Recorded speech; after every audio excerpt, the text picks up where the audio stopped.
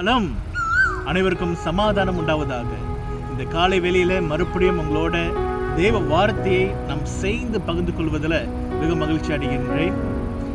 இன்றைக்கு காலையில நான் தேவ வார்த்தையை படித்துக் கொண்டிருக்கும் போது என்னுடைய சிந்தனைக்குள் ஆண்டவர் உணர்த்தின ஒரு காரியத்தை நான் உங்களுக்கு பகிர்ந்து கொள்ள போகிறேன். Sometimes life leaves us ashes. சில வேளையில நம்மளுடைய வாழ்க்கை சாம்பலை விட்டு போகும். அந்த சாம்பலை விட்டு போவது அது நம்மளோட வாழ்க்கையில ஒரு உறவுகள் உடைக்கப்பட்டு தான் இருக்கலாம், சந்தோஷம் தணிந்து போகலாம், அன்பு உடைந்து போகலாம், கனவுகள் சிதறி போகலாம்.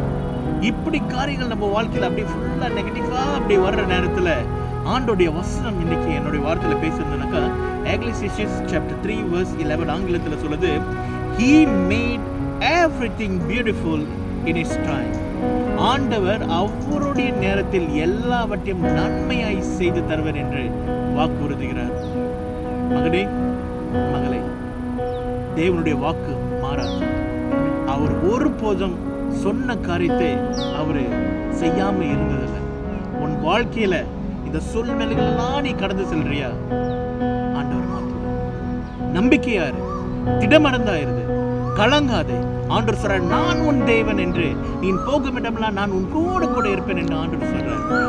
அவருடைய கரத்தை நீ ஜெபிக்கின்ற ஜெபத்தை அவர் கரத்தை பார்க்க முடியாம இருக்கலாம். ஆண்டவர் ஜெபத்தை கேட்காம இருக்கிற மாதிரி இருக்கும். உன்னுடைய மனதுல சமாதானம் இல்லாம இருக்கும். அவருடைய நேரத்தை நீ நம்பு, விசுவாசி. ஆண்டவர் கண்டிப்பாக அவருடைய வாழ்க்கையில பெரிய காரியங்களை செய்வதற்கு அவருடைய நேரத்தின்படி அவருடைய நேரத்தின்படி நாம் இருக்கும்போது ஆண்டவர் எல்லாவற்றையும் நன்மையாய் ஆசீர்வாதமாய் செய்து தருவார்.